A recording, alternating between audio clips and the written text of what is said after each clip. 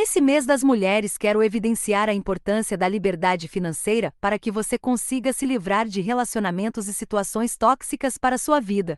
Já passamos por tanta coisa nessa sociedade patriarcal que precisamos buscar meios de nos ajudar e as futuras gerações de mulheres a se encontrar cada vez mais livres. Chegou a hora de quebrar as barreiras que nos impedem de alcançar a independência econômica e tomar o controle de nossas vidas financeiras. Não importa se você é uma mulher cis ou trans, empreendedora, freelancer, mãe ou estudante. Há muitas maneiras de melhorar sua vida e tornar-se uma mulher financeiramente independente. Aprenda a investir em si mesma e descubra como fazer o dinheiro trabalhar para você, em vez de trabalhar pelo dinheiro. Conheça novos mercados como o das criptomoedas e se empodere. Estude sobre como fazer uma renda extra para que possa começar a economizar para construir uma base financeira sólida.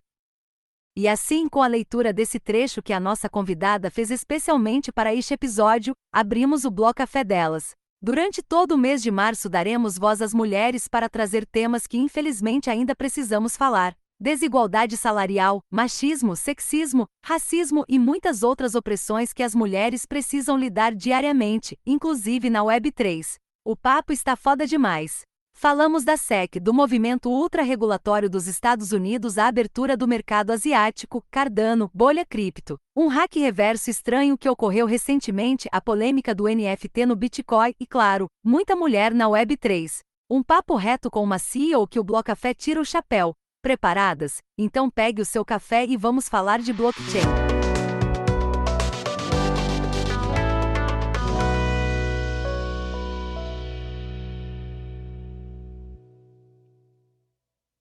Muito bem a todos que chegaram agora, eu sou o iSouSerious e esse é o Bloco Café, o podcast Web3 que acredita que a informação é a ponte para a revolução. Você vai mergulhar no universo da Web3, entender suas possibilidades e desafios e descobrir como ela pode revolucionar a sua vida digital. Com entrevistas exclusivas com builders, queremos compartilhar conhecimento e inspirar você a construir o futuro que deseja. Junte-se a nós nessa jornada e ouça os blocos na blockchain. Favorite o Bloco Café no protocolo da Áudios e faça o mint dos nossos episódios sempre um dia antes de serem distribuídos na Web2.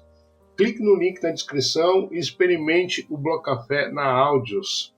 Bom, vamos à razão desse bloco. Estamos num bloco especialíssimo, estamos abrindo o Bloco Café delas, o mês de março inteiro.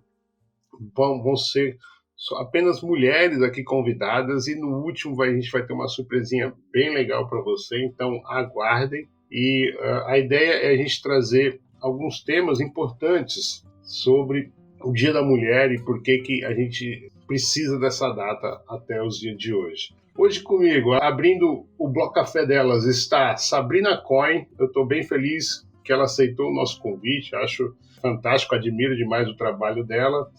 Eu queria, para a gente começar, Sabrina, que você se apresentasse, primeiramente, e contasse um pouco como que a Sabrina e as criptos se encontraram nesse caminho. Seja bem-vinda, Sabrina. Muito obrigada, Uai. Quero mandar um alô para toda a sua audiência, dizer que eu agradeço muito o convite. E me apresentando aqui, meu nome é Sabrina Martins, mas mais conhecida no mercado de criptomoedas como Sabrina Cohen. Eu conheci o mercado cripto em 2016, mas efetivamente comecei a estudá-lo em 2018 e, consequentemente, criar conteúdo para esse mercado. Minha inspiração foi mesmo ver mais mulheres, que eu lembro que na época só tinha aqui em Galera BR a Andressa Bitgirl, que hoje em dia ela é até CEO de um exchange de criptomoedas aqui do Brasil. E eu queria ter mais conexões, mais mulheres falando do mercado cripto, eu queria entender mais os termos, aí eu acabei juntando o útil ao agradável. Eu construí a minha história aqui no mercado cripto, primeiro tentando me identificar. Eu comecei como influenciadora, faço o trabalho de criação de conteúdo nas minhas redes sociais, mas eu me descobri mesmo como uma pessoa que gosta de passar informação, que gosta da área jornalística. Comecei a escrever para alguns portais de notícias, atualmente escrevo para o Criptonizando, e criei também o meu portal de notícias, que é o Bolha Cripto. E também escrevo para um portal de notícias internacional, que é Top 5, e o Today, e busco sempre levar conhecimento para as pessoas. Nesse portal lá de fora a gente foca, a minha parte do conteúdo é mais um conteúdo que é mais autoral, né? Pega uma notícia e coloca uma opinião em cima dela para as pessoas conseguirem entender mais e vou galgando. Eu tenho uma empresa também chamada Varanda Cripto, que ela é focada em trazer conteúdo para as pessoas desse mercado, conteúdo para as pessoas de tecnologia, que às vezes na correria do dia a dia não conseguem ter tempo para fazer os seus conteúdos, então a gente dá esse help. Não, fantástico. E uma coisa que quando eu estava estudando aqui para montar o roteiro e tal, eu fiquei pensando, né? Falei, caraca, eu acho que é a primeira vez que vem uma CEO, né, aqui para o Bloco Café. Claro que isso não é muito importante, isso não faz você ser mais ou menos, mas eu falei, pô, preciso caprichar na roupa hoje, porque vou receber aqui uma CEO. E, inclusive, vamos falar sobre isso, sobre o portal Bolha Cripto. Como é que nasceu? Conta um pouquinho pra gente como é que ele está estruturado, o que você está pensando com ele. Então, o portal Bolha Cripto nasceu de uma ideia minha com meu sócio, Pedro Bala. Nós trabalhamos juntos numa exchange de criptomoedas BR. E como estava muito nessa pegada jornalística, a gente decidiu desenvolver um portal. E uma das coisas que eu sinto muita falta nos portais BR em relação a criptomoedas é justamente o fato das notícias serem muito demoradas para chegar aqui. Tinha conteúdo que eu vi em portais estrangeiros que chegava aqui 2, 3 dias depois.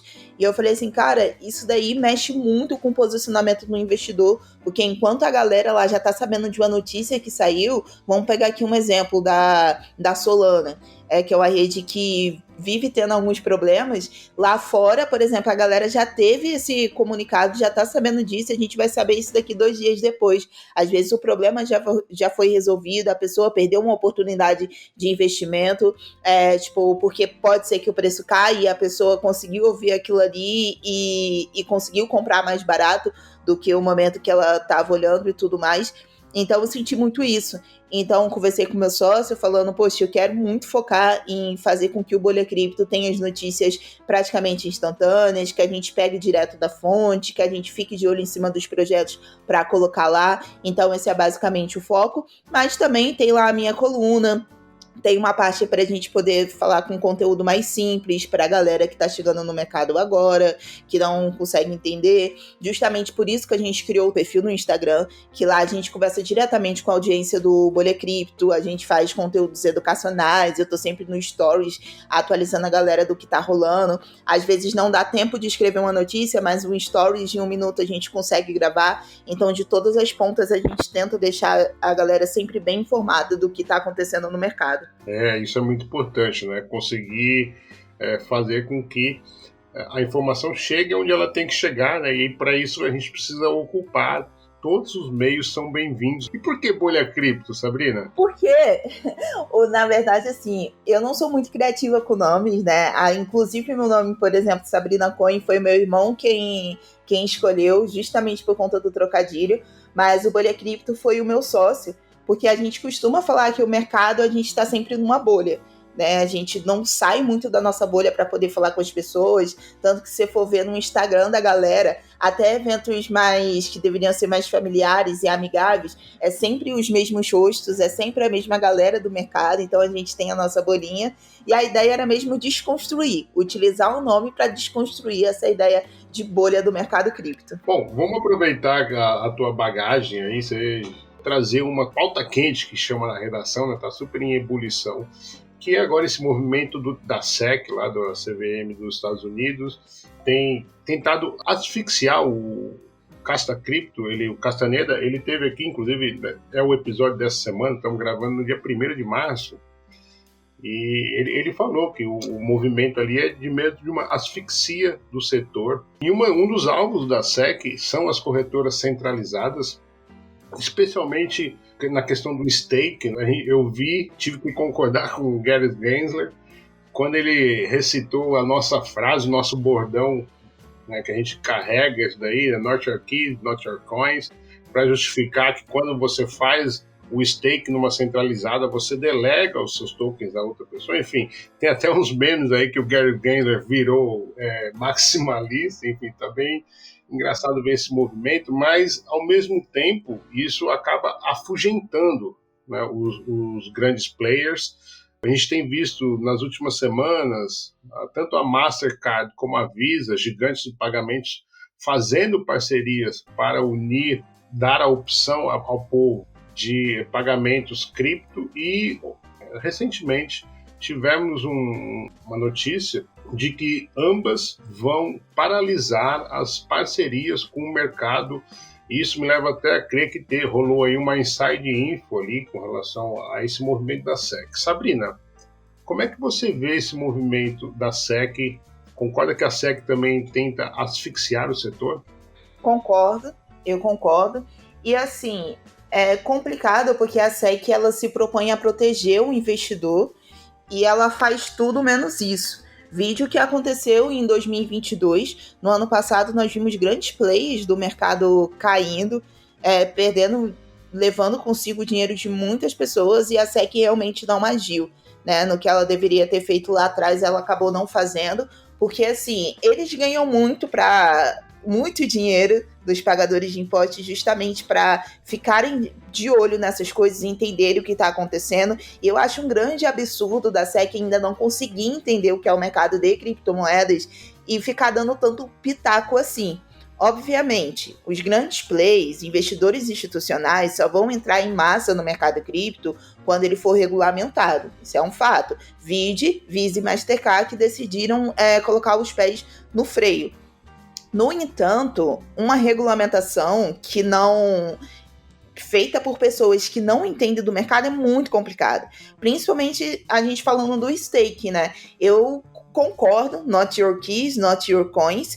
Você deixar suas criptomoedas trancada numa exchange a troco de você ganhar rendimentos com isso, para uma pessoa, né, para a galera lá da SEC que não entende tanto assim do mercado, acaba soando mesmo como security, pois você está deixando ali, principalmente quando é de uma empresa. Vamos pegar a Binance. A Binance possibilita que você deixe o BNB em stake. É o token de uma corretora que está em stake e que te dá rendimentos. Qual que é a diferença na visão da SEC para isso, para ser um security, sabe? Então, assim, ela tá querendo colocar muita força agora em cima do mercado de criptomoedas, principalmente depois do que aconteceu lá com a FTX, quer cercar as exchanges centralizadas. Eu entendo essa parte também, porque as exchanges centralizadas, elas precisam mesmo ser regulamentadas. O que a gente fala da filosofia do mercado cripto, de Bitcoin, P2P, é justamente fora de empresa. A partir do momento que entram essas empresas, precisa-se de alguém para regulamentar elas, para não acontecer o que aconteceu com a FTX, só que também não exime, né? A gente sabe que não exime que acabe acontecendo uma grande queda de empresa, porque empresas dando calote, tirando o dinheiro das pessoas ou simplesmente falindo por má gestão não é coisa exclusiva do mercado, muito pelo contrário. Antes mesmo de boa parte dos ouvintes nascer, que já se ouvia dados disso. Então eu acredito assim, que é preciso uma regulamentação para essas empresas centralizadas, só que precisa ser feita com um grande entendimento. A gente pegar todas as criptomoedas e dizer que fora o Bitcoin, como o Gary disse lá, são security, é bem complicado. Porque tem muitas criptomoedas que têm proposta de valor completamente diferente de uma XRP, por exemplo, até o Ethereum, né, que está sendo colocado porque ele tem uma stake trancada. Muitas criptomoedas com proposta de valor diferente, pegar elas e colocar do mesmo canto, como disse o criador da Cardano, é muito complicado. Pode acabar com o dinheiro de muitas pessoas. Então, bacana. Daqui a pouco a gente vai falar um pouquinho da Cardano. Mas você disse agora uma coisa que eu concordei demais, né? Que você não usou essas palavras, mas na verdade acho que é isso que você quis dizer. Que quando o mercado tradicional aponta o dedo, né, para o mercado cripto, muitas vezes aponta com uma hipocrisia, como se não as falhas que ocorrem no mercado cripto não ocorressem tradicionalmente lá. Até isso é tradicional lá, né? Então, por exemplo, tivemos agora no Brasil as lojas americanas, né? E, pô, aconteceu exatamente o que estavam criticando com relação à FTX, a Luna, que foi o ano passado, a Cephai, Celsius, Three Arrows Capital, enfim. E, de repente, quando é com o setor deles, você não tem a mesma repercussão. Você também acha isso? Não, com certeza, com certeza. Tipo, você vê poucos memes falando disso. Eu acho que tudo é feito mesmo para poder abafar. Quando acontece no mercado de criptomoedas, por exemplo, o caso da FTX, ficou durante muito tempo sendo comentado. O caso da Terra Luna, a mesma coisa. Lojas americanas, você abafa, porque é mais uma coisa que sempre aconteceu. No imaginário das pessoas, pelo que me parece, é muito mais aceitável você ver uma empresa como a Americanas falindo do que uma exchange de criptomoedas. E na minha visão, não. Porque você tem uma empresa que já está há muito mais tempo no mercado, assim, tem muito mais dinheiro envolvido nela, dinheiro de muitas pessoas, e também uma empresa que estava com as suas ações de forma toda regulamentada. Como é que isso aconteceu? Entendeu? Não é como a FTX, que não tinha regulamentação, que não tinha ali um governo em cima e tal, que as coisas já aconteciam lá no fundo. O que aconteceu? Qual foi o nível de corrupção tão grande que levou para que isso acontecesse? Só que isso não é coisa que você vê as pessoas comentando. Você vê uma piada ali ou outra, uma manchete para isso ou outra, mas parou, morreu. No caso da FTX, a galera ficou mais de um mês falando e você ainda vê assunto disso. Agora, nas lojas americanas, quase ninguém fala mais. O Tim Balabush, logo a seguir ao evento das lojas americanas, fez um vídeo, eu achei fantástico, né? Que ele falou que esse problema jamais aconteceria numa blockchain, ou seja, você não precisaria esperar trocar o CEO para descobrir que há 40 anos as contas estavam erradas, porque isso já estaria lá na blockchain à disposição 24 horas por dia, né? Então, pior ainda, quando o que levou à queda, a blockchain solucionava, né? Então, isso aí realmente é mais abafador ainda. Bom, vamos continuando aqui no papo. A gente falou aí desse movimento dos Estados Unidos, asfixia, e por outro lado, do lado oriental do planeta, né, temos aí movimentos de grandes nações sendo até amigáveis. Aí, por exemplo, a China, o Japão, Emirados Árabes Unidos, a Rússia, enfim, todas elas estão num movimento aí de boas-vindas às criptos. Por exemplo, a China, o ano passado, ou ano retrasado, se não estou enganado, em 2021, baniu a mineração e depois até se viu depois que por dados on-chain que na verdade não, as mineradoras saíram de lá, mas não saíram 100%, a China continuou a minerar lá, mas com certeza isso gerou um impacto muito grande na economia da China e isso doeu no bolso, e quando dói no bolso aí você já tenta mudar, que é o caso, a China agora está reabrindo Hong Kong para o mercado, tem projeto de ser o hub global, enfim. Japão, a mesma coisa lá no Mt. Gox, né? Fez uma política muito forte lá atrás e afugentou as empresas de lá e de repente agora ela fala, olha, não, se calhar não é bem assim, e deu muito certo até a questão da legislação lá no Japão. Vide que a FTX do Japão foi a única subsidiária solvente de todo esse processo e semana passada abriu os saques para todos os clientes sacarem 100% de seus fundos. Fantástico, né? Ou seja, aí está aquela coisa que você trouxe nessa vida, da questão de regular para defender os interesses do povo e não o interesse de quem já tem o seu privilégio. Pronto.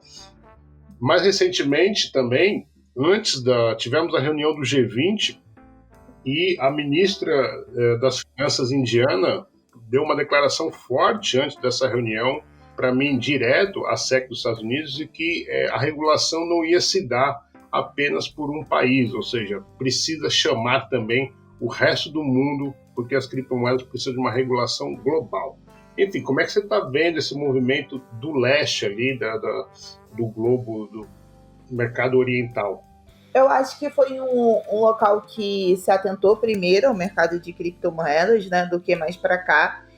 E assim, teoricamente está crescendo com o mercado cripto, passando pela fase da adolescência, e eu vejo todo esse movimento dos Estados Unidos como uma fase ainda da infância em relação ao mercado de criptomoedas. Porque você vê, tipo, a pessoa, tudo quanto é lugar, falando mal das criptos, com exceção de alguns estados também nos Estados Unidos que acabam apoiando o mercado, que trouxeram incentivos para mineradores irem para lá. Só que a Japão, nossa, tá muito à frente, decidiu, pô, a gente não pode vencer as criptomoedas, não tem como. Como é que você vai vencer alguma coisa que depende da internet? Só se você desligar a internet, isso não é viável para economia nenhuma do mundo.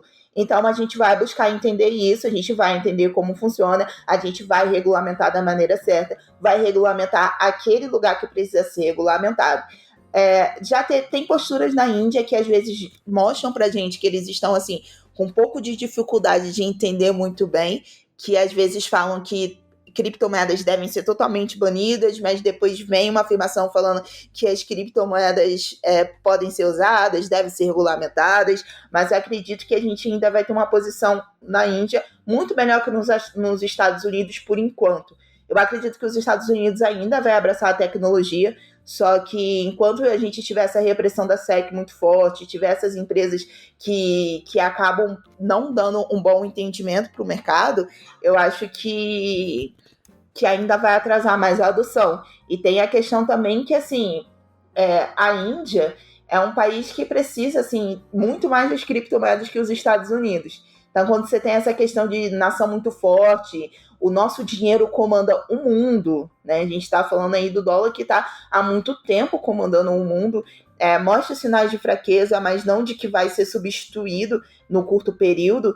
Então, não há uma preocupação muito grande. Agora, tendo em vista as questões econômicas da Índia, de outros países assim, eu vejo a questão mais forte da utilização das criptomoedas e a necessidade, como você falou, necessidade econômica de entender e de ajudar, de dar subsídio, de fortalecer para que a indústria cresça por lá. E aí aqui, queria, já que a gente está no meio das mulheres e quero trazer o tema, fui vítima recentemente fui vítima não, eu pratiquei o machismo estrutural recentemente, eu quero falar para vocês para a gente trazer um pouco o que é essa questão, como ela está mesmo enraizada na gente, a gente faz sem perceber.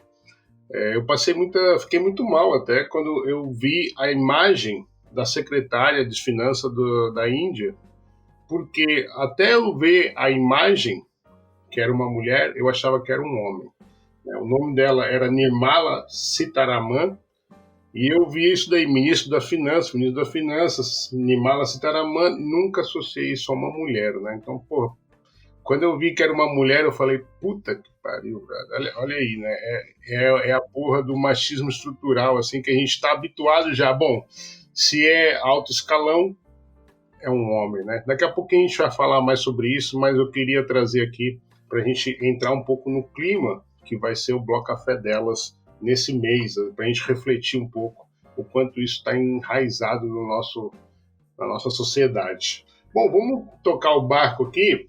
Sabrina, você escreveu até recentemente um artigo sobre a BUSD, a stablecoin da Binance, e você já tem bastante experiência aí, inclusive não precisa nem ter bastante experiência. Quem viveu 2022 em cripto já viu que o modus operandi, né, para concorrência é eliminar a concorrência.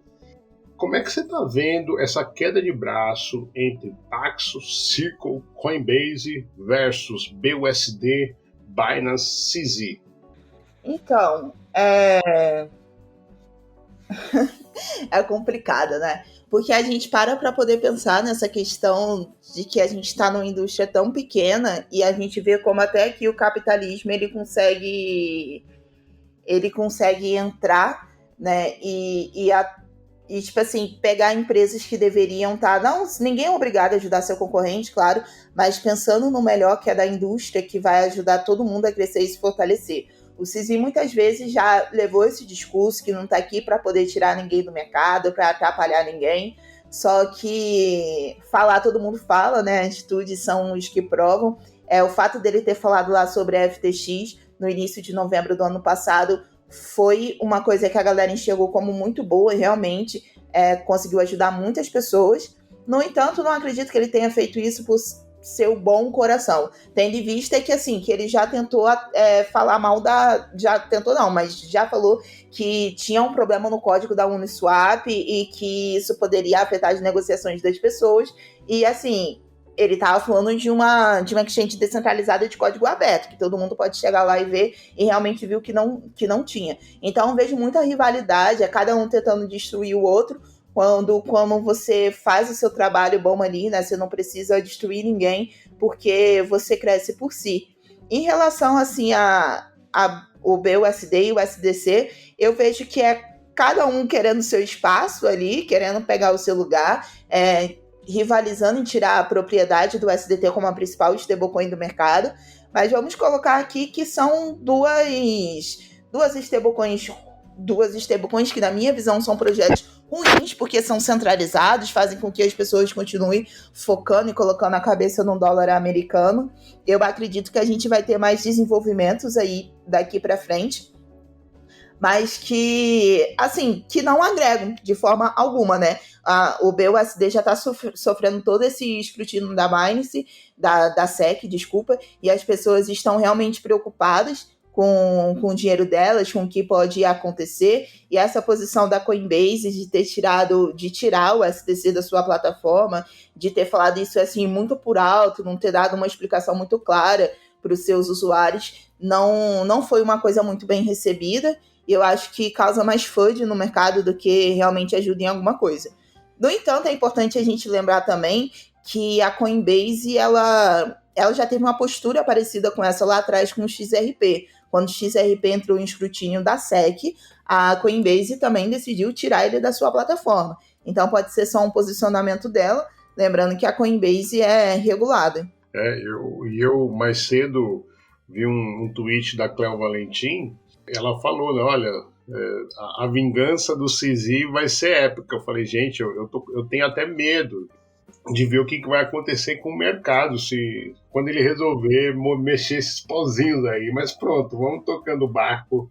Sabrina, e continuando ainda na SEC, eu falei da asfixia, né? Na verdade, estou usando o termo que o Castro usou, mas um dos alvos dessa asfixia é as corretoras centralizadas, que nós já falamos. O outro alvo são os influenciadores. Gary Gensler disse na semana passada que um lembrete para celebridades. A lei exige que você divulgue ao público de quem e quanto você está sendo pago para promover o investimentos em valores imobiliários, e você não pode mentir para os investidores quando divulgam um valor imobiliário. Fecha aspas. Bom, tá claro que ele reconhece também, a SEC reconhece o papel dos influenciadores nesse jogo sujo, o lado obscuro aí, né, o lado triste das criptomoedas, do criptomercado. Olhando para a gente, você como produtor de conteúdo tem uma bagagem de mais tempo aí, né? Longo tempo é complicado a gente falar longo tempo no criptomercado, né? Um bebê aí, um adolescente, mas pronto, você já tem uma bagagem mais ampla no mercado. Como é que você olha para nós que produzimos conteúdo? Quando você olha a sua categoria, né? Como é que você... Qual é o teu sentimento quando você faz? Puta, você tem orgulho, enfim... Não sei se você está entendendo o que eu tô querendo dizer. É porque é delicado a gente olhar no espelho, né? Mas eu acho que é isso. Como é que quando você olha para o espelho, Sabrina, da tua profissão, o que você vê? Então, eu gosto muito do que eu faço, né? Eu gosto bastante da parte da criação de conteúdo, mas como eu falei no início, é uma parte que foi uma parte da minha vida que hoje em dia não está mais, que eu quero mesmo focar assim, na parte de desenvolver meu portal e tudo mais, focar nas minhas empresas. Só que essa perseguição da SEC contra os criadores de conteúdos é muito complicada. E assim, porque o produtor de conteúdo, muitas vezes, ele vive do conteúdo que ele está fazendo, ou ele tira boa parte da renda disso. Não é justificando, né, tipo, o que as pessoas colocaram em fraude, mas existem níveis de seleção. Uma pessoa que está começando agora no mercado, ela pode não ter o mesmo entendimento de quem está há 5, 7 anos no mercado cripto, então ela pode não ter os mesmos critérios de escolha para uma publicidade. Uma pessoa que está precisando de dinheiro, ela pode também não ter os mesmos critérios de escolhas, né? Então, assim, tudo a gente precisa analisar bem, porque o criador de conteúdo, a galera pensa às vezes que é todo mundo rico, que tá cheio da grana, e muitas vezes não é, precisa desse dinheiro. Só que, assim, minimamente, né, o importante é você conseguir dormir num travesseiro tranquilo, minimamente no seu crivo, o projeto que você vai falar precisa passar, só que não exime de ser uma coisa que vai falhar e que vai dar errado, né? Eu fui uma das pessoas que fez dinheiro com a Terra Luna, falei sobre a Terra Luna, quando eu senti que ela estava começando a dar problemas, eu falei pro pessoal, pô, galera, isso aqui não é um bom sinal, esse lançamento aí da Anchor Protocol não é um bom sinal. Eu falei com a galera, eu não recebi um centavo da Terra Luna para poder falar. Eu sou uma pessoa que eu não pego dinheiro de projetos de criptomoedas, de tokens. Lá no passado eu peguei, não era nem da questão tanto assim, realmente precisava de grana, mas era mais porque não tinha o mesmo conhecimento que eu tenho hoje. Hoje eu acredito que praticamente todos os tokens vão ser lançados e vai dar ruim, então não vou falar sobre token no meu perfil. A galera pode ver que não é minha coisa falar lá, né, sobre isso, como se fosse dica de investimento. A título de educação, sim.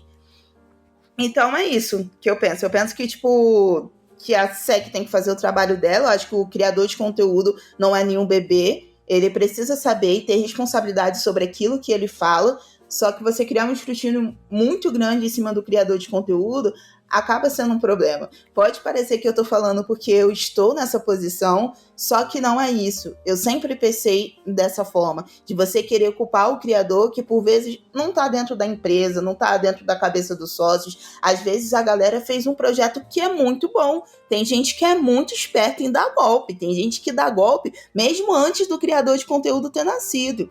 E consegue fazer uma coisa ali que pro criador de conteúdo é uma coisa que é boa, é um projeto que é bom, é um projeto que é decente, e infelizmente não é.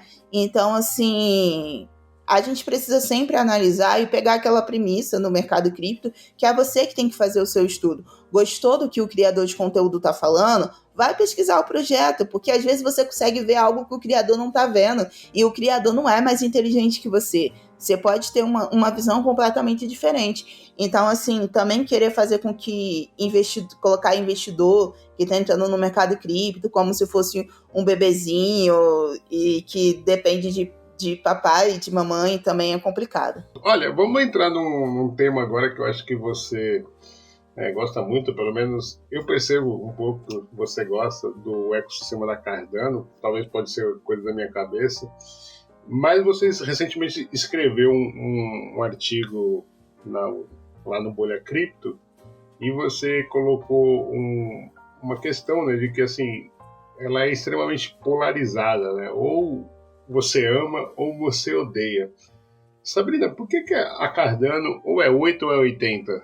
Então, o que acontece? A Cardano é uma criptomoeda que ela se propõe, para quem não conhece, né, a ser uma concorrente do Ethereum. O Ethereum hoje é a segunda maior criptomoeda do mercado, ficando atrás apenas do Bitcoin em capitalização. E ele trouxe assim, uma visão muito diferente do Bitcoin, que é ser um computador assim, grandão, descentralizado. E dentro desse computador, as pessoas podem criar tokens, que é equivalente a moedas, podem criar contratos inteligentes, que são contratos que se executam sozinhos, sem a necessidade de um intermediário, aplicativos descentralizados, sabe, o WhatsApp que você usa, o Instagram. Então, na rede do Ethereum, do Ethereum, você consegue fazer isso, mas você consegue utilizar esses aplicativos, mas sem a necessidade de um Mark Zuckerberg comandando e tal. Só que a rede do Ethereum é muito lenta, né? Ela é muito lenta, para você poder utilizar ela, você tem que pagar muito, as taxas são altas, e começaram a surgir alternativas a essa rede para propor isso, e uma delas foi a Cardano. um dos fundadores da Cardano, que se chama Charles Hoskinson, ele trabalhou na equipe do Ethereum, por divergências filosóficas ele acabou saindo. E a Cardano nasceu com esse intuito, só que ela não nasceu uma plataforma completa, ela foi se desenvolvendo e ela é feita por fases. E o fato dela ser feita por fases é justamente para ela não ter problemas, bugs que outros concorrentes do Ethereum possuem. E isso é o causador de grande polêmica no mercado cripto, porque o fato dela passar por fases faz com que ela seja, em termos de evolução, lenta. Ela não consegue, por exemplo, demorou para chegar aos contratos inteligentes, demorou para ter a aplicação de NFTs, de exchanges descentralizadas, coisa que, assim, vou pegar um exemplo aqui da Solana. A Solana já nasceu oferecendo isso tudo. Tanto que ela é mais nova que a Cardano, mas ela consegue ter mais volume em DeFi e NFT do que a Cardano, porque ela já tinha tudo isso pronto. E a galera fala, pô, Cardano não entrega nada, não dá para você fazer nada na Cardano. Só que tem outra galera que, aí seria o meu caso, né, que enxerga que, pô, ela entrega sim, só que ela já mostrou em seu propósito que ela não veio para entregar as coisas rápidas, que ela não veio para criar grande especulação de mercado. A ideia dela é lançar o contrato inteligente aos poucos, ir crescendo aos poucos, entendendo a demanda do mercado. Quando ela lançou os contratos inteligentes, ela sentiu ali o problema da escalabilidade, desenvolveu a escalabilidade. A Cardano ela era muito federada, agora ela é mais descentralizada, ela tem a opção de stake. Então ela evolui sim, só que não tão rápido quanto os outros ativos. E eu acredito que seja uma coisa boa. Vide a Solana, que já teve 9 bugs em sua rede desde que ela foi lançada. Isso é muito sério, tá, pessoal? Uma rede, quando ela fica paralisada, ela faz com que as pessoas não consigam transferir tokens, não consigam negociar na rede. E o problema de fazer isso é que o dinheiro das pessoas ficam parados e você perde a oportunidade. Tem gente que perde muito dinheiro nisso. E a mesma coisa você não viu na Cardano até então. Então, assim, é por isso que eu gosto do blockchain. Eu acredito que ainda tem muito para evoluir. Eu negocio Cardano, não vou falar que tá na minha cadeira de hold, que é uma criptomoeda que eu não vou mudar a minha opinião nunca, mas é um projeto que eu gosto bastante. Então, resumindo aqui, tem algumas pessoas que acham que a Cardano não entrega nada e, por isso, preferem ficar fora do blockchain. E tem outro fator também que eu esqueci de mencionar, a comunidade da Cardano, que é muito forte. A Cardano tem uma comunidade de pessoas que defendem ela até a morte. Por quê? Porque teve muita gente que comprou Cardano a centavos de dólar e conseguiu lucrar com ela a $3. Então essa galera vai defender a Cardano e você não tem noção de quanto tempo, porque tem muita gente que ficou rica com isso. Se você fica rico com ativo, você defende ele até a morte, né? Ali na filosofia. Então é isso. O fato da Cardano demorar para entregar agrada alguns e faz com que outros a odeiem. Aí foi uma coisa que você falou agora que eu achei interessante, que é a questão de não sei até que momento eu vou ficar com o token na minha carteira, tal. Ou seja, você está aberta a fazer críticas e até mesmo mudar de opinião com relação ao tempo, né? Diferente, por exemplo, de algumas cegueiras aí das comunidades, e isso daí não é só da Cardano, é todas as comunidades, inclusive, se calhar o Bitcoin tem o maior nível de extremismo talvez que tenha no criptomercado, entre comunidades, enfim, whatever. E aí vamos pegar então o caso, continuando na Cardano. Você acha que esse KYC que o Charles Hoskinson propôs, em que todas as pessoas que possuem carteiras ativas na blockchain tivessem que passar os seus dados pessoais, ou seja, você não acha que quebrou um pouco o ethos da Cardano de justamente ser uma rede descentralizada, né? Você não achou que soou estranho isso? Então, esse é um dos pontos de crítica, né? O Charles Hoskinson defende essa ideia já tem um tempo. Essa não é uma ideia nova. A Cardano ela tem a missão, né, lá no ethos dela, de ser uma criptomoeda utilizada pela grande massa. Esse é um grande intuito da Cardano. E eu acho que se tiver que ferir a descentralização e a privacidade das pessoas para fazer isso, na minha humilde opinião, eles vão fazer, tá? Justamente pelo fato de já ter alguns anos que o Hoskinson comenta sobre o KYC. A grande questão é que, assim, os reguladores vão adorar isso, seria a criptomoeda queridinha dos reguladores, esse seria um dos pontos que me faria me afastar da Cardano, né? Porque eu acho que o propósito não é esse, a gente não está aqui para agradar regulador nenhum no mercado blockchain, foi justamente por conta de tudo que regulamentação, Banco Central e política fizeram que surgiu o blockchain e o Bitcoin. Mas, assim, a ideia é que não ocorra na Cardano o que aconteceu com o Ethereum quando ele chegou no Proof of Stake, né? Essa é uma grande coisa que a galera tem falado. Que, por exemplo, quando o Ethereum entrou para o stake, algumas transações deixaram de ser validadas pelos validadores da rede do Ethereum, porque elas não estavam em conformidade com a OFAC, que é uma agência do Tesouro lá dos Estados Unidos, que essas transações acabam caindo como atividades ilícitas, como lavagem de dinheiro e financiamento ao terrorismo, por exemplo. No entanto, mesmo com o KYC aprovado, eu bato na tecla de que nada impede que isso ocorra também.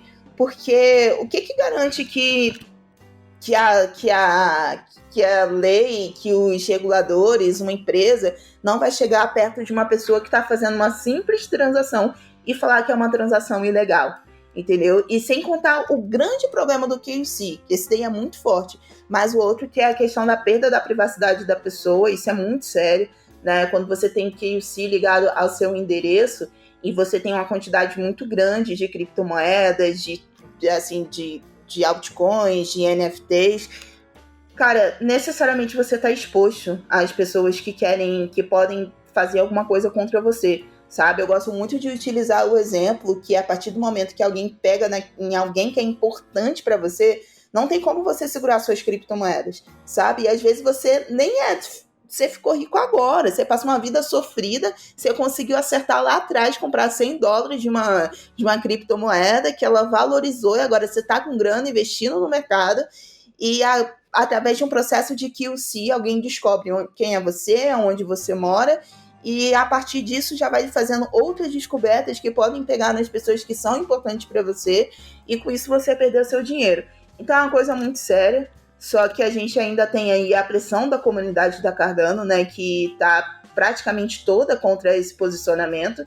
Então acho que é uma coisa que a gente precisa ver o que vai acontecer. Se a descentralização vai ser ferida por conta disso, ou se a Cardano vai conseguir encontrar outra forma, né, de conseguir a adoção em massa que não seja o KYC.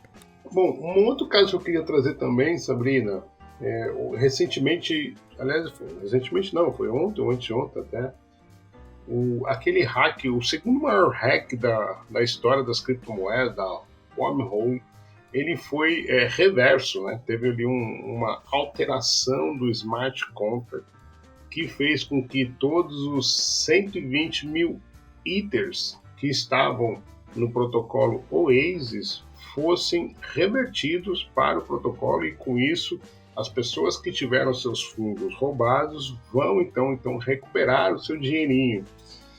Se por um lado a notícia é ótima para as vítimas, ela traz um grande cheque sobre a maior lei que existe numa blockchain, que é a lei, é o código.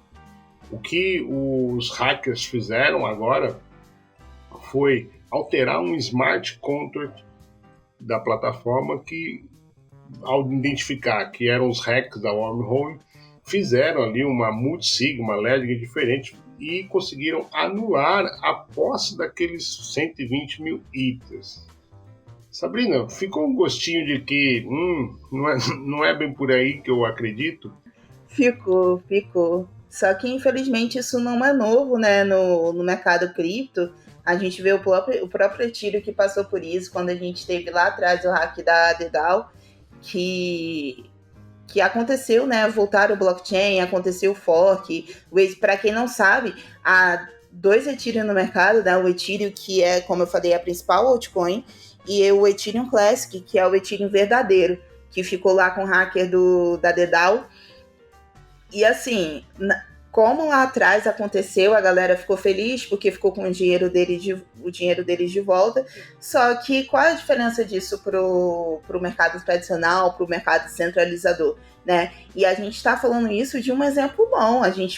Isso todo mundo fica feliz, né, com ter voltado, mas isso pode acontecer por um lado ruim também. O blockchain achar que determinada empresa que fez uma coisa certa, na cabeça maluca deles não fez, e querer voltar com isso e tirar o dinheiro da pessoa, né, tirar os tokens da pessoa. Isso mostra um alto nível de centralização.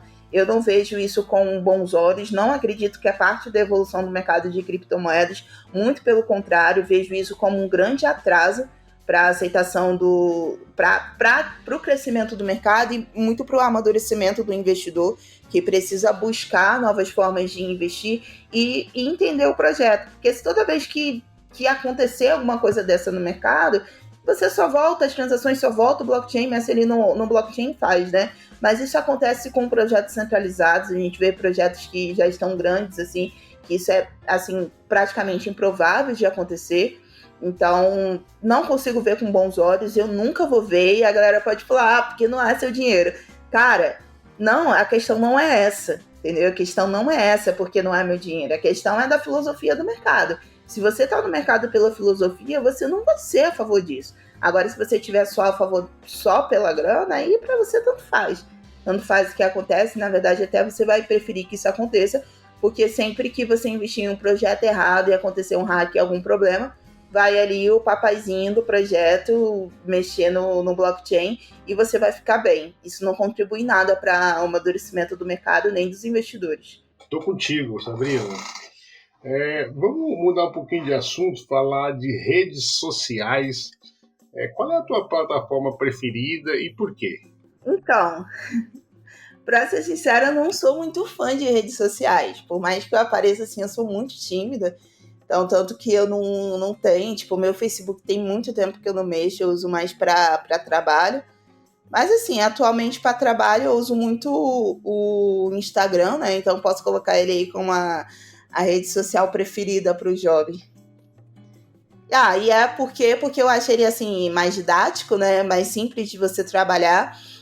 Tem sempre muitas mudanças no algoritmo, mas isso acontece em todas as redes sociais.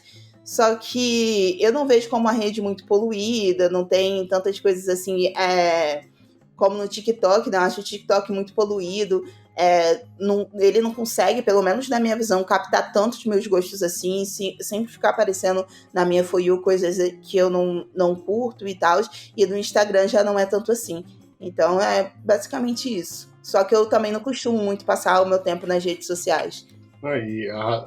Uma das razões, tem duas razões de eu trazer essa pergunta, mas a primeira delas é porque eu tive dificuldade em fazer um roteiro contigo, porque eu não tenho Instagram, não tenho Facebook, e eu falei, gente, como é que eu vou atrás? Né? Eu vi que você não tinha... eu já conheci o Bolha Cripto, por acaso, e eu falei, gente, né, então vamos lá, foi um pouquinho assim, inclusive, eu até esses dias estava com a minha mãe e perguntei, mãe, você ainda tem Instagram?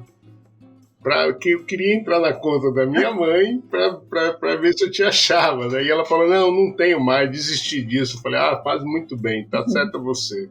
E a outra questão era que tá vindo agora certificações pagas, ou seja, você vai pagar para o Twitter para ter ali um selinho de verificação e tal.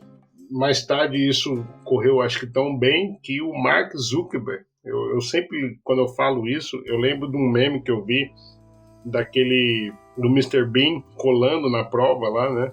E que ele tá copiando assim, então o Mr. Bean é o Mark Zuckerberg e o rapaz do lado é o Elon Musk, né? Enfim, só que eu tô muito crítico com isso, porque antes a gente pagava para não ter publicidade. Hoje a gente vai pagar para ter menos publicidade. Claramente, nós vamos pagar para continuar a ser o produto deles. Sabrina, como é que você vê que a Web3 vai chegar aí nas redes sociais? Então, a Web3 eu acho que ela vai revolucionar muito nessa parte, porque ela é justamente o poder de volta na mão do indivíduo, né? A galera às vezes esquece disso, como você fala, a gente vai pagar lá para ter menos publicidade, sendo que o intuito de pagar é justamente eu não ver, é justamente o meu dinheiro estar ajudando a sustentar a plataforma para que ela não precise buscar publicidade. Então, acaba que não faz sentido se de alguma forma você vai ver. E quem garante para você realmente que você está vendo menos, né? Ou que eles antes, para poder forçar você a pagar, eles não vão ficar atacando muita publicidade e depois só vai voltar ao normal do que era antes dele tacarem muitas coisas. Então, são muitas coisas envolvidas. Agora, a questão da Web3 é um indivíduo mesmo decidir se ele quer ou não ver publicidade, se ele quer ou não que apareça alguma coisa para eles. Um grande exemplo disso, que já é bem antigo assim, no mercado, é o navegador Brave, que nele você não vê publicidade alguma. Você pode utilizar ali, por exemplo, o YouTube, que você vai ouvir o YouTube sem nenhum anúncio. Qualquer coisa que você entrar. Então, e se você for ver algum anúncio, você é recompensado por isso. Acho que é uma coisa que é totalmente necessária, porque qual que é a lógica de você ver um anúncio, você clicar num anúncio e você não ser recompensado por isso, sendo que é você que está dando dinheiro ali, né, ajudando ao crescimento de uma empresa, o desenvolvimento dela. Não adianta nada a empresa ter um bom negócio, sendo que ela não tem cliente. Então, essa é uma parte muito, muito importante que a galera precisa pensar. A Web3 ela traz o indivíduo de novo para o centro, é o indivíduo que manda, é o indivíduo que decide o que vai acontecer. Isso é muito importante, porque a gente não perde a nossa privacidade, a gente não precisa ficar com medo de estar sendo espionado e muito menos de utilizar os nossos dados para coisas que a gente não quer, ou de os nossos dados caírem na mão de pessoas não autorizadas que podem, novamente, né, fazer alguma coisa ruim com a gente. Então, acredito que vai ser uma revolução muito grande. No entanto, uma revolução muito grande que vai precisar de muito tempo para chegar ao mainstream, porque a Web 2 ela trouxe um nível de exigência muito alto, que as pessoas podem não se preocupar tanto assim com a privacidade dela, tanto que não é uma coisa que as pessoas comentam muito, né, utilizando as redes sociais, se preocupar com velocidade e se preocupar mais com a velocidade, com a entrega de como as coisas são feitas. Por mais que tenha algum tipo de que a plataforma não permite certas coisas, as pessoas queiram fazer essas certas coisas, elas acabam não fazendo, não dando tanta importância para isso, porque elas querem usar, porque um Facebook, um Instagram da vida, sabe muito bem mexer com a experiência do cliente, a experiência do usuário, coisa que a Web3 ainda não tem. Tanto que a gente vê que é complicado para uma pessoa utilizar, por exemplo, um aplicativo descentralizado, uma exchange descentralizada. Então, acho que falta muito, mas que vai ser uma coisa muito boa para o desenvolvimento das pessoas, da sociedade em si. Falando em potencial revolucionário, tecnologia, estamos vendo agora um movimento no mínimo estranho lá na rede do Bitcoin agora com relação aos ordinals, né? Os NFTs que não são mais smart contracts, são a capa de satoshizinhos. Sabrina, não sei se você pegou a época lá dos forks, lá da guerra civil dos forks do Bitcoin, mas enfim, com certeza você acompanhou isso daí, leu isso daí, enfim. E as pessoas que viveram aquele momento lá atrás dizem que esse ambiente, esse clima da comunidade está muito semelhante ao lá de 2017, onde começaram a surgir forks atrás de fork, era Bitcoin para todo lado, né? Era o Bitcoin da paçoca, era o Bitcoin Gold, o Bitcoin Cash, enfim. Como é que você está vendo esse movimento da rede do Bitcoin e até mesmo os questionamentos que estão sendo feitos? A gente falou mais cedo, né, que da importância da gente não dogmatizar a tecnologia e permitir com que agora eu tenho, depois eu já não vou ter e as coisas mudam e tal, e de repente o inquestionável, né, o rei, está sendo questionado. Então, eu sempre falo, né, que existe, que a gente não pode ter apego emocional a criptomoeda nenhuma. A verdade é nada, né? O apego emocional é aquilo que faz a gente quebrar a cara. Por vezes a gente entende isso na nossa vida em relação com pessoas, mas não no mercado cripto. Isso acaba sendo muito complicado para o nosso dia a dia e nossa vida como investidor.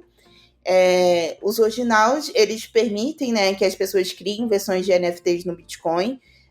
A galera chama isso de artefatos digitais na rede do Bitcoin, que pode ser desde JPEG até vídeo, né? E isso acabou trazendo, assim, uma coisa muito complicada, que é o aumento de taxas na rede do Bitcoin, a rede do Bitcoin ficar sobrecarregada, mostrando que ela não necessariamente nasceu para isso, né? A gente sabe que é possível fazer algumas criações, ter algumas aplicações no Bitcoin, mas ele mostrou para a gente que não é esse o papel dele. Para isso existem as criptomoedas, as altcoins, né, que são moedas alternativas ao BTC, que é o caso do Ethereum, por exemplo, que por mais que tenha altas taxas, transações lentas, foi programado para isso. Então, assim, Sabrina, né, essa que é a visão que a Sabrina tem, de não concordo com isso, não acho que é o foco do Bitcoin. O Bitcoin, ele caminhou primeiro pelo foco de ser o dinheiro utilizado no dia a dia, depois se viu que isso não era possível e foi criando a opção de deixar o Bitcoin como moeda de reserva, e cada vez mais parece que a galera quer colocar coisa para se afastar dos ideais de Satoshi Nakamoto. Eu entendo a ideia de pessoas que falam, a gente está trazendo mais usabilidade para o Bitcoin, se o Bitcoin não tiver mais usabilidade, ele pode morrer, né, em questão ali de ser atrativo para as pessoas. Mas eu não vejo dessa forma, não acredito que a atratividade do Bitcoin vai se perder por conta disso, porque ele tem um propósito muito forte, que é ser um dinheiro descentralizado, onde ninguém consegue tirar de você se você tiver com esse dinheiro na sua carteira.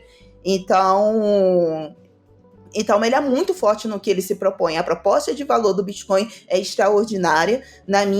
Mesmo que eu não seja uma maximalista do Bitcoin, eu acredito que nenhuma criptomoeda vai conseguir fazer isso que o Bitcoin fez, e essa revolução tão grande.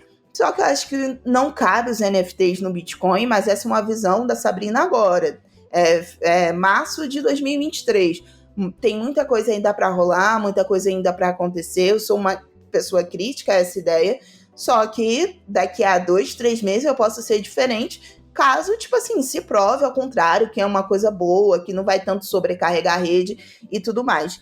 O Bitcoin ainda tem muito para evoluir, mas eu acho que ele precisa evoluir ali dentro da proposta de valor deles, e que NFTs devem ser utilizados ali nas redes que eles se propuseram. Os NFTs ainda precisam evoluir tanto, mas tanto no seu conceito, que ficar com que entrar nesse debate de chegar no Bitcoin é bem complicado.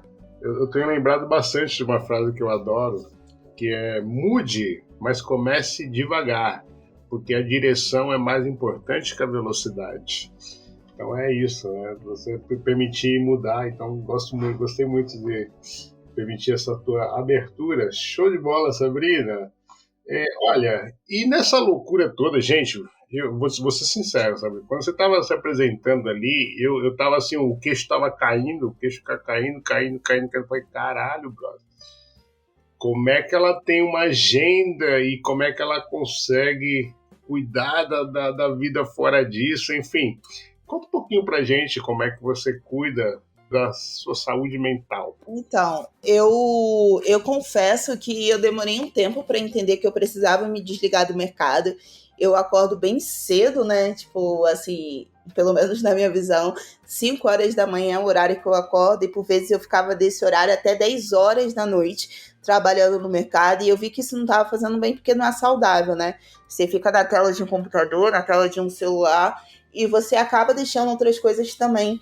Eu sou tímida, mas eu gosto de me socializar, eu gosto de estar perto de pessoas, eu gosto de sair, eu gosto de ter o meu momento com a natureza, e eu estava vendo que não ter esses momentos estava me fazendo muito mal, afetando minha saúde mental e, consequentemente, na criação de conteúdo, porque você acaba ficando desmotivado. Eu amo o mercado cripto, mas eu tava ficando assim, desmotivada de acordar, trabalhar, ficava doida para chegar ao final de semana para colocar o pé no acelerador. Então, hoje em dia, eu busco me respeitar mais, eu coloco horários para poder começar a trabalhar, cuido bastante da minha alimentação, busco não cometer excessos, gosto bastante, né, de fazer exercício, principalmente exercícios que sejam direto ali na natureza, né, poder fazer uma caminhada ou um exercício com o próprio corpo na natureza, eu acho muito bom. Tudo que me faz ficar mais próximo da natureza é algo que eu consigo me conectar comigo e que faz muito bem para a minha saúde mental, para eu poder voltar para uma tela de computador. Eu sempre gostei muito dessa parte, eu sou vegana, né, então eu tenho uma alimentação assim muito próxima dos nossos antepassados e livre de industrializado. Tipo assim, são raros os industrializados que eu como, e na minha visão, né, na minha filosofia de vida, isso impacta também muito na nossa saúde mental. Eu acredito que tudo que a gente coloca para dentro vai pegando isso. Também busco bastante ver conteúdos que vão agregar para mim, né? Conteúdos assim que não... É claro que eu não posso entrar numa bolha e fingir que a gente vive num mundo perfeito, todo colorido, mas conteúdos assim que tá sempre massacrando, que pode colocar coisas na minha cabeça para me deixar paranoica, para não sair de casa, para não conhecer novas pessoas, são coisas que eu não faço. Então é isso, eu busco sempre me conectar comigo, entender o que meu corpo quer, entender o que o meu corpo está precisando, o que minha mente está precisando, para eu ter uma saúde mental legal. Você é ensinado que é errado mentir, mas você não pode falar a verdade. Essa foi a provocação que a Luísa de Souza, quadrinista, fez no Provoca da TV Cultura recentemente. E até para pegar o gancho, essa é a ideia do Bloco Café delas, trazer algumas verdades que talvez não são boas de se ouvir. Sabrina, traz pra gente um pouco a tua realidade como mulher no mercado de criptomoedas. Então, quando eu entrei no mercado cripto, eu passei por alguns momentos assim bem ruins. Foi em relação tipo, de machismo, coisas que eu ouvi os caras falando pra mim que era assim muito baixo, né? Coisas em relação ao meu corpo, à minha aparência, dizendo que, tipo, seu conteúdo é até legal, mas se você fosse bonita, você não estaria aqui. Falando que, tipo, que os caras... eu acho que eu nem posso, né, usar tão explícito aqui, mas, por exemplo, que os caras ficavam vendo meus conteúdos para fazer certos tipos de coisa, que eu acho que isso aí vocês já conseguem entender. Então, foi uma coisa, assim, muito, muito difícil no início. Foi muito, mas assim, muito machismo, porque realmente tinham poucas mulheres e assim, eu via que tinha certos homens, não vou colocar que são todos, tá? Porque pelo fato de, se eu tô aqui no mercado foi porque lá atrás muitos homens me ajudaram, mas assim, uma parcela deles foram realmente bem ridículos, né? Com uma postura bem ruim. Tinha homem que falava que eu não podia pegar uma publicidade porque eu falava como uma menina. Se você for pegar 2018, tipo assim, a gente começou o ano agora, mas bora botar assim, há 4 anos, né, tirando esse ano agora, eu tô com 27 anos, eu tinha 22, né, porque eu faço no final do ano, quando eu vi isso foi no início do ano, então, tipo, 22 anos, sabe, e tipo, o meu jeito de falar não era do mesmo jeito que eu falo agora, não tinha o mesmo posicionamento, o mesmo comportamento e nem deveria ter, sabe? Querer pegar uma pessoa de 20, 23, 22 anos e querer que ela tenha um comportamento de uma pessoa como eu, que estou quase chegando aos 30 agora, é assim, totalmente irracional. Virar e falar que, tipo assim, se eu tivesse chega até a ser ridículo, né? Se eu tivesse um comportamento mais masculinizado, eu poderia ter tido mais espaço no mercado, como se alguma mulher de alguma forma pudesse ser masculina. Isso não existe, é uma construção social que eu não sei de onde as pessoas tiram isso, e é isso, cara, tipo, ouvi muita coisa lá no início. Hoje em dia, assim, a gente ouve assim, alguma coisa disfarçada, não é tão escancarado como foi antes, justamente por conta que todo mundo pode pegar. A gente não tem mais medo, né? No início eu ficava assim, com muito pé atrás, porque foi pessoa grande no mercado que falou isso comigo, só que hoje em dia eu não tenho medo de nada, entendeu? Se eu precisar pegar o meu Instagram e ter que falar, ou pegar meu canal no Telegram e ter que falar que a pessoa fez comigo, se eu tiver que fazer um Exposed, eu vou fazer, entendeu? Então, tipo, aí as pessoas, elas ficam assim, falam menos esse tipo de coisa, mas ainda existe, mas a gente tá aí para combater. Essa construção social de piadas machistas, essa aceitação da galera é feita lá atrás, não vai ser da noite pro dia, Não vai ser eu aqui com os meus 27 anos que vou conseguir tirar isso, mas precisa começar de algum lugar. Na verdade, isso já começou mesmo antes da minha existência, mas eu tô aqui para continuar isso, principalmente dentro do mercado, aproveitando que esse mercado ainda é pequeno e tem muito para evoluir, para a gente ir falando e desconstruindo isso. Uma das coisas que ficam evidentes desse machismo estrutural é a diferença salarial entre homens e mulheres no mesmo cargo. Em 2021, a diferença salarial aumentou de 20,7% para 22%, ou seja, depois da pandemia, esse número que estava numa decrescente, ou seja, estava em caminho da equiparação, embora não muito longe, voltou a subir segundo os dados do IBGE. Pior ainda, quando esse assunto é no Brasil, ele é ainda mais desconfortável, porque o Brasil está nas últimas posições do ranking internacional de igualdades salariais. Sabrina, como é que você acha que a Web3 pode contribuir no combate à desigualdade salarial entre os gêneros? Então, em primeiro lugar, pela filosofia, que a gente tem muitas pessoas que entram na Web3 muito pela filosofia dela, né? Pelo fato dela estar iniciando e caminhando, não são tantos, é claro que tem, mas aquelas pessoas que entram só para o lucro ou só para poder utilizar as plataformas que ainda não estão tão funcionais assim.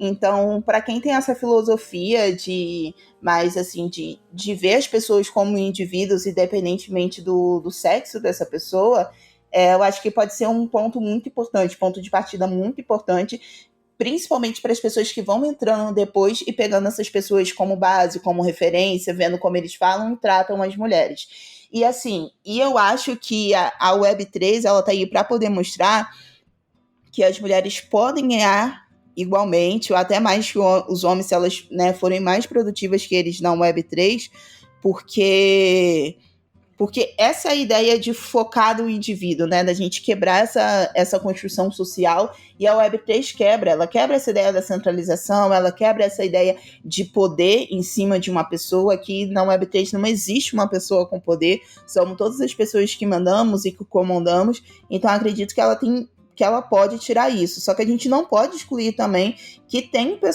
a Web3 é formada por pessoas, né, e que essas pessoas ainda podem trazer consigo essa construção social de que o homem ainda vai ser melhor que a mulher, deve ganhar mais que a mulher, e isso é complicado.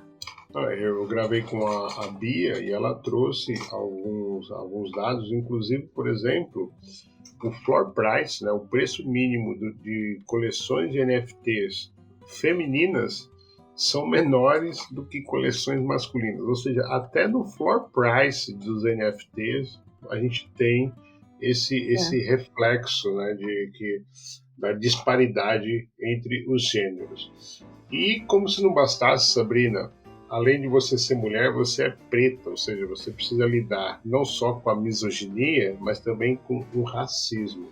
Os últimos dados do IBGE mostram que muito pouco mudou na última década.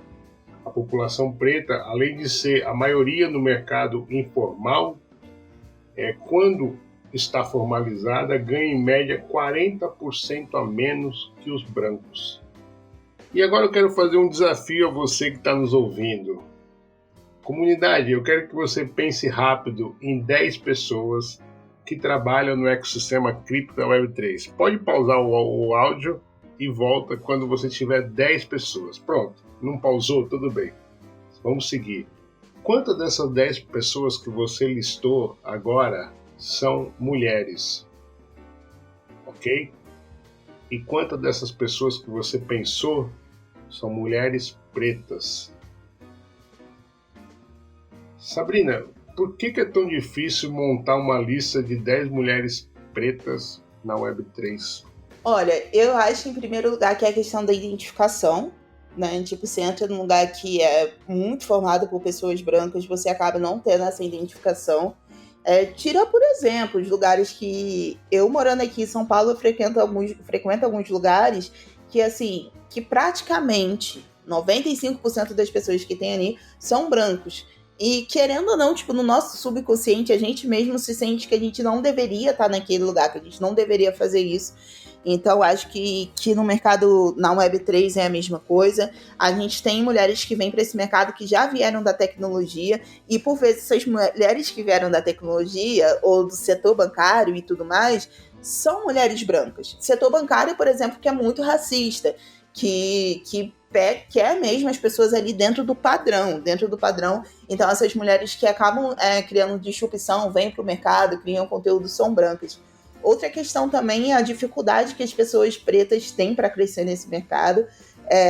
Um branco, e eu digo por experiência própria, já trabalhei numa empresa do mercado cripto, que era eu e uma branca fazendo a mesma coisa, e ela ganhava 3 vezes mais do que eu. E, tipo assim, a empresa não sabe que eu tinha esse dado, porque quando eu fui entrar nessa empresa, eu conversei com essa influenciadora branca antes, ela marcou uma call pra mim e ela me falou, olha, eu faço isso por lá, a mesma coisa que eles estão te oferecendo, e eu ganho tanto. Então você pode cobrar isso, porque você é influenciadora também, e na época a gente estava ali pareado, né, com praticamente o mesmo tanto de seguidores. E quando eu fui, tipo assim, discrepância de salário, e falaram, quando você crescer mais, você vem e a gente mexe com o seu salário. Só que assim, vamos colocar no papel. Vou até abrir aqui, né? Eu ganhava R$ 2.500 para trabalhar nessa plataforma, nessa empresa.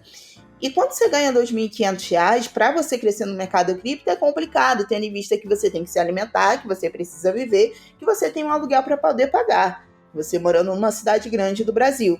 Quando que você vai ter dinheiro para comprar um celular que é bacana, um computador que é bacana, investir em microfone, iluminação, porque isso conta muito. Quanto que você vai conseguir ficar exclusivo naquele trabalho para se preocupar só com essa criação de conteúdo e com a sua para você crescer, sem pegar um freela? É praticamente impossível. Então, assim, essa questão que eu também acho que pega bastante é que o influenciador, às vezes, ele começa, só que ele não consegue prosseguir. Tem uma menina do mercado cripto que eu lembro que no ano retrasado, né, a gente fez uma live junto, né, na semana da consciência negra, e que justamente por essas dificuldades ela saiu do mercado, porque não estava dando, não tem essa abertura, entendeu? Então, tipo assim, é mesmo estrutural, tá na sociedade, e acabou que isso veio pro mercado também. E Sabrina, quais são as mulheres que você olha e fala assim, puta que pariu, essa é foda? Quais são as suas referências femininas, não só na Web3, mas enfim, na sua vida? Ótimo. Então, se eu for pegar aqui da Web3, tem muitas, né, que eu admiro demais. Inclusive a Cléo Valentim, você citou aí, é uma das pessoas que eu mais admiro nesse mercado. Eu acredito que eu gostei muito de ver a evolução dela. Tipo, que ela foi uma pessoa que começou falando de shitcoin, depois foi estudando e hoje fala sobre muitos assuntos. Eu acho isso muito foda. Outra pessoa dentro do mercado cripto também que eu admiro, assim, que eu tiro meu chapéu, é para Carol Invest, que também é uma influenciadora que está crescendo no mercado, entende bastante, busca sempre estar se atualizando e não deixando se levar por discursinho de moda, né, de momento de mercado, busca falar realmente dos fundamentos. Então, as mulheres assim do mercado que falam sobre fundamentos, eu tiro o meu chapéu. E é claro que todo mundo sabe do mercado, minha grande paixão, Solange Guedes, que para as pessoas que não conhecem, ela é desenvolvedora do Ethereum, trabalha hoje em outro projeto do mercado que também é muito grande, que se chama Chainlink. Ela já ganhou prêmios em Nova York em relação a projetos que ela desenvolveu, assim, saindo na frente de muitos gringos. É uma pessoa que eu realmente tiro meu chapéu demais para ela. Então, acho que é muito, muito importante, né, a gente sempre ficar de olho, né, nessas mulheres aqui que envolvem o mercado. Fora do mercado também, aí nós temos aí outras mulheres, né, que eu admiro bastante. Na parte artística, eu admiro demais a Beyoncé, que é, né, tipo, referência de mulher preta e de mulher que fala sobre os problemas raciais que a nossa sociedade vive. É uma mulher que eu busco, né, seguir.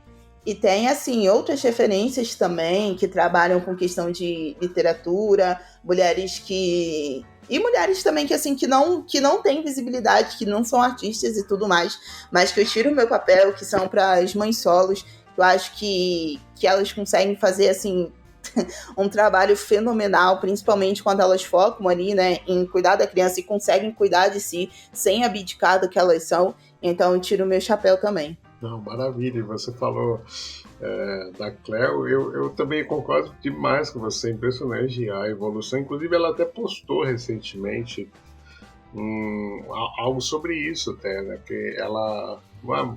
Eu não sei se foi no grupo do Telegram, na comunidade do Telegram ou no Twitter, enfim, ela também, ela integra muito bem, ela consegue estar em todas as redes, eu acho impressionante isso. E ela disse assim, olha, talvez você já deve ter reparado que eu não estou falando mais tanto de shitcoins, mudei um pouco o meu foco. Eu achei isso fantástico, fenomenal, assim, acho que tem muito a ver com o que você falou lá atrás, né, de não julgar pelas coisas que aconteceram 2 anos atrás, 3 anos atrás, enfim. E muito legal, a Cleo Valentim, ela é a top 5 aqui do Bloco Café na blockchain. Eu gostei muito desse papo, e mais ainda que ela tá, inclusive é a única representante mulher. Quero mudar isso daí também com o tempo, lá no top 5, né? Enfim, bem bacana, gosto muito da Cleo. E Sabrina, eu adoro essa última pergunta aqui do Bloco Café, porque ela é uma amarração de tudo que nós falamos aqui nesse episódio, que é: por que você ainda está em cripto?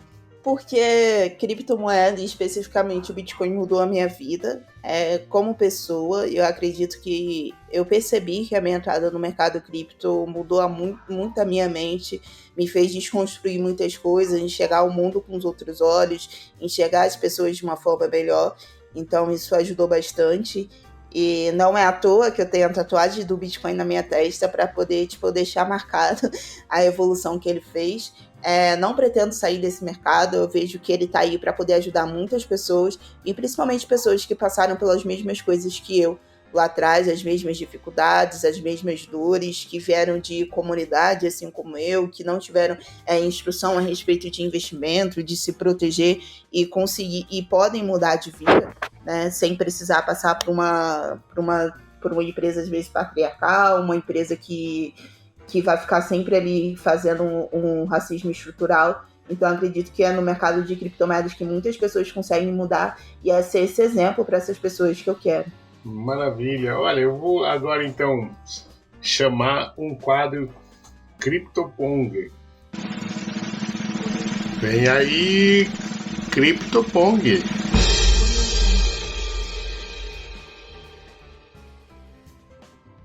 Tá preparado, hein? Tô. Vamos lá. Então vamos lá. Bom, primeiro você acabou falando, tem até uma tatuagem no seu rosto. Bitcoin. É tudo pra mim. Satoshi Nakamoto. Pessoa mais genial da história da humanidade. Web3.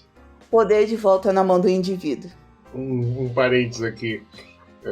A Feeling Free, a Jéssica teve aqui, é uma coleção na Cardano até, que é muito legal. Ela questiona a padronização dos corpos e tal. Um episódio lindo demais. E quando eu falei assim, Satoshi Nakamoto, aí ela, gente boa.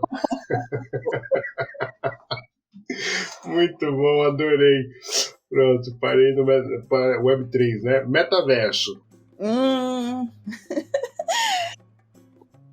A coisa da turminha do fundão, ainda. Inteligência artificial. Assustadora e promissora. Segurança digital. Precisa de aprimoramento. Descentralização. Precisa evoluir. O que falta para a adesão popular das criptos é uma boa experiência do usuário. Você tem alguma blockchain preferida? Do Bitcoin. E alguma que é distância? Distância? Solana.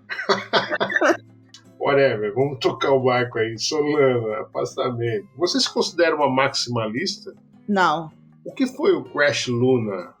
Maior catástrofe de 2022. Até mais que a FTX. E a insolvência da FTX?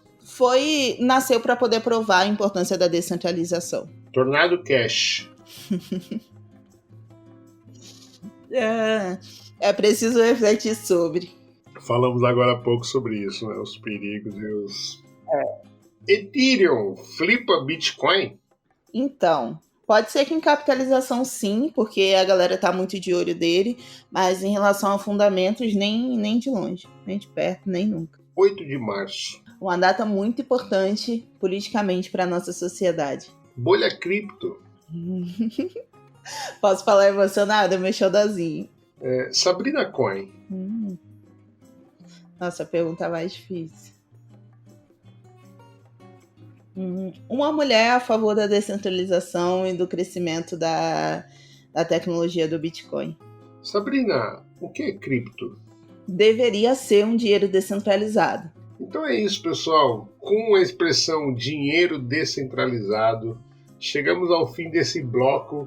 Eu quero agradecer demais a Sabrina por essa conversa agradável, muito legal. E como eu falei, espero que tenha vestido roupa a caráter aqui pro gigantismo dessa pessoa aqui no nosso estúdio. Muito feliz mesmo, Sabrina. Obrigado por você participar dessa história. Conta pra gente como que a nossa comunidade a encontra e as considerações finais. Bom, pessoal, vocês me encontram no meu Instagram, Sabrina Coincidências. Eu estou assim no LinkedIn também, no Twitter, Sabrina Coin. Quero agradecer, mais uma vez pela oportunidade. Muito bom trocar ideia com você, com a sua audiência. E é isso, pessoal. Vamos aí levar a palavra de Satoshi Nakamoto, entender mais sobre o mercado e deixar muito claro aqui que um dos posicionamentos que a gente colocou é que você precisa fazer os seus próprios estudos no mercado de criptomoedas. Perfeito, pessoal. Espero que você tenha gostado desse episódio. Eu agradeço pelo carinho da sua audiência. É muito importante para a gente ter esse contato com vocês que estão no Twitter, lá na comunidade da Recycle. Tá muito bacana esse movimento e é gratificante. Enfim, bem entusiasmado por você estar junto com a gente nessa jornada. Eu e a Sabrina ficamos por aqui, mas vem aí, claro, a rainha Francisca Miguel para trazer uns recadinhos importantes para você. Até a próxima. Tchau!